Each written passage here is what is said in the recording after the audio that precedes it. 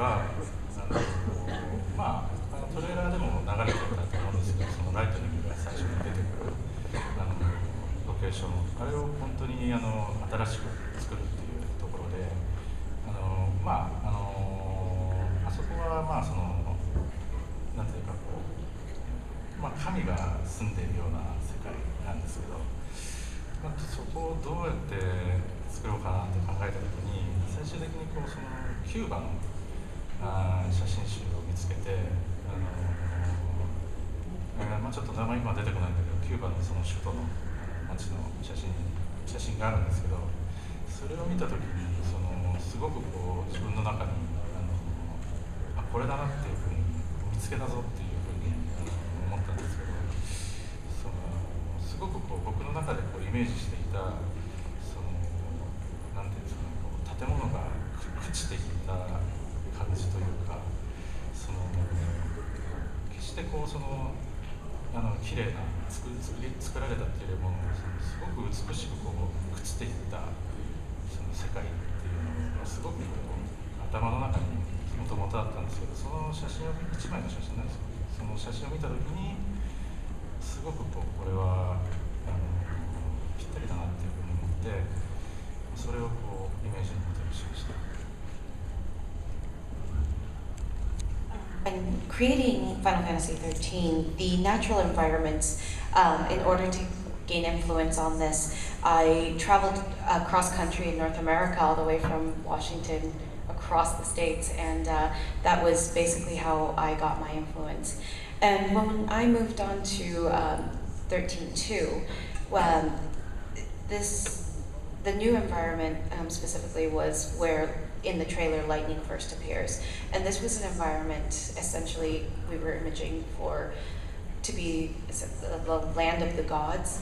And seeking out the influence, he was looking through a photo book of Cuba, and he had one photograph he came across that just was a light bulb moment for him, and he was able to capture the image of the buildings crumbling, but in a very beautiful way, where it may not be built perfectly and all manicured, but it's just something beautiful about it, and that was his biggest influence for this new environment. I have one quick follow-up for you, Jonathan. There was the first questioner was asking about mythology, and last night over dinner we were talking about how much Deus Ex Revolution drew from the Renaissance, which ties back to what the two of you were talking about earlier about Western developers drawing from real things. But obviously the foundation of Deus Ex is cyberpunk.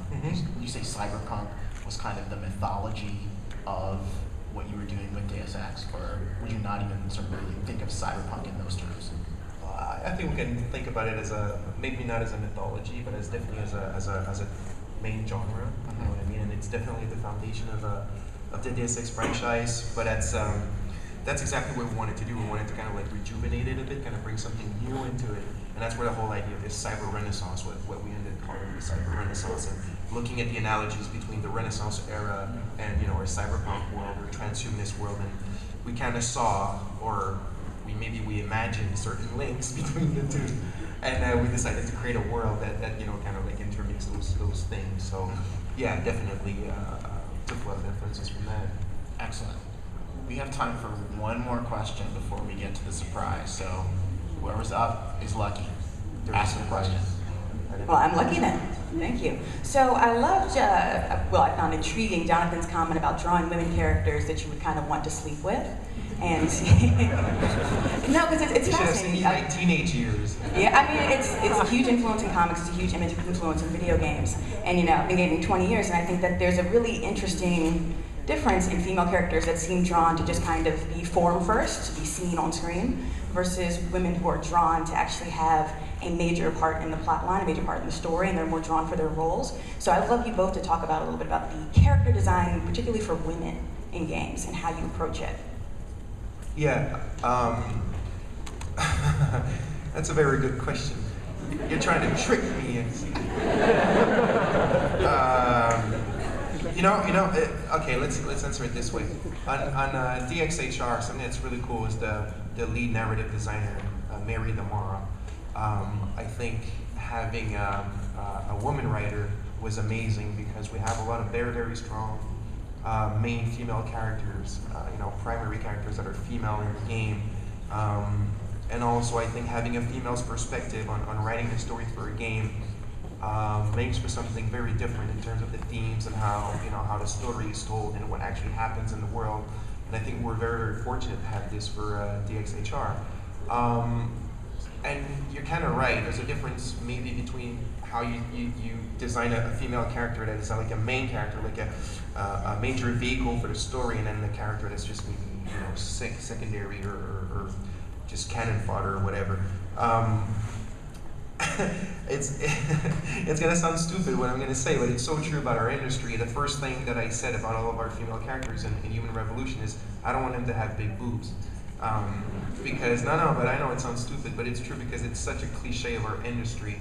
And I said our females, we have strong characters. I didn't want to portray them as how they're usually portrayed in the industry.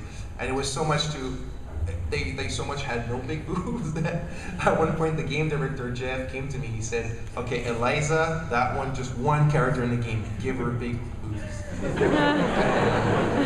So I gave her big boobs. But you're right. There's so many stereotypes and cliches and whatnot. But I don't know if I'm really answering your answer. But I guess it was very interesting to have the perspective of a female writer and to try to design interesting, strong female characters visually to go along with that. And I think we might have gotten out of the mold a little bit because of that. So unfortunately, I'm going to have to exercise moderator's privilege because I don't want you to miss the surprise, and we do have to give the room at 11:45. And if we have time left after the surprise, I will allow Isamu to answer the question. Sorry. So before we get kicked out of the room, we do have something special to show you. In honor of this occasion, we've asked both Isamu and Jonathan to sketch the other title's character and present it to one another.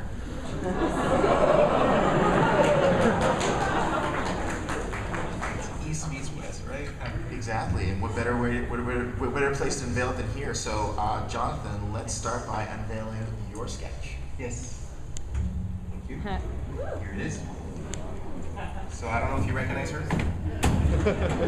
So my idea, what it was, so when I was asked to do, my version of Lightning or whatever, what I really, really liked when I played, Final Fantasy 13 is that her Elsie or Falsey focus her brand like you never see hers. You always see the other ones and the other guys in the party, but hers because it's on her chest and you never get the chance to see it. This whole panel is all about titties, man. It's always my fault. Sorry. Québécois. French Canadians. So that I thought it was a very, very good idea that they had while developing the game, that you never see the one from Lightning, and she has this big, woolly, really high collar thing that's zipped, and I've always seen this like she really wants to hide it. And I said, you know what, I want to make something special in the sense that I don't want to make an illustration that's kind of usual what we see in video games, where it's like full body with like the weapons and whatever stuff like that. So I'm like, hey, what about if she's like, I'm going to show you. Is she getting dressed? Is she getting undressed? I don't know. But she's showing her brand, and that's it. And also I like tattoos. I thought it was kind of cool. Yeah, I think you have a few. Excellent, thank you very much. Thank you. Isamu-san, we'd like to see your sketch now. Wow. アダムのキャラクターのイメージで何か描いてくれって言われたんですけど、最初はキャラクターだけ描こうと思ったんですけど、やっぱり僕的にはせっかくだからジョナサンに例えば使ってもらえるようなイメージボードをちょっと描いてみようかなっていうふうに思って、一つのシーンというか全体にまとめて描いてみました。昨日ちょっとジョナサンとこれはどういう意味があるんだっていう話をしたんですけど、これ僕がすごく好きな日本のアニメーションの作品でカウボーイビバップっていうのがあるんですけど、それの主人公のイメージとこのアダムのイメージっていうのはすごく自分の中でちょっとシンクロにしてるというか、世界観もそうなんですけど、で日本ではまだデウス X 出てないんで今回の作品が最後どうなるのか、知らないんですけど、そのカウボーイビバップだと最後その主人公が銃で撃たれて、死んでしまうんですけど、そのイメージでアダムが最後銃で撃たれて死ぬシーンがあったらすごくかっこいいなっていうふうに、自分で想像して描きました。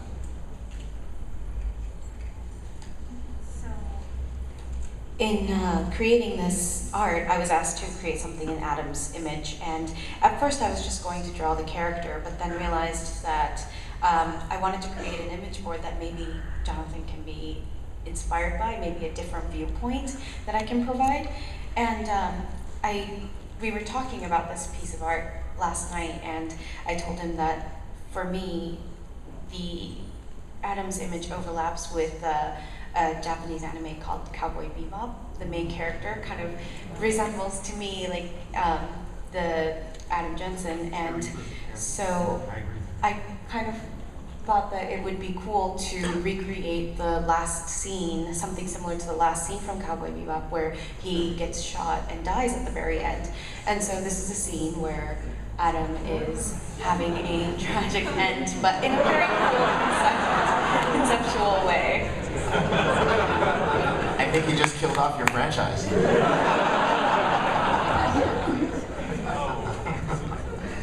Great, well, I think it's time to...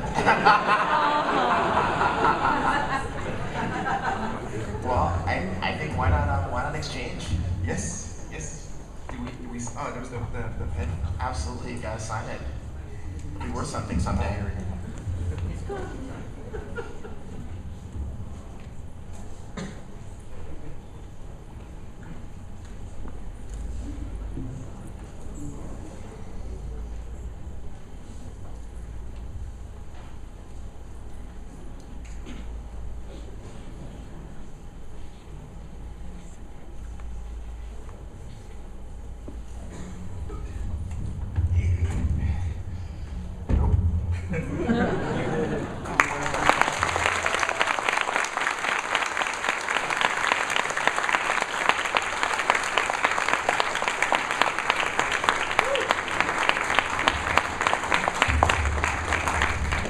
Excellent. Well, unfortunately, we are out of time. This does conclude our panel, East Meets West, Art Direction for a Worldwide Audience. I'd like to thank Isamu-san and Jonathan for taking the time to be here today.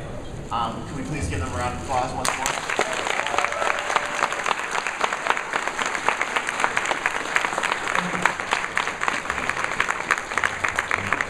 And a little commerce, a little plug. Remember, the Deus Ex Human Revolution is in stores right now, and Final Fantasy 13-2 will be coming to stores on January 31st of next year. So both games are playable here at New York Comic Con. Please enjoy the rest of the con. Have a wonderful time, and thank you for coming today.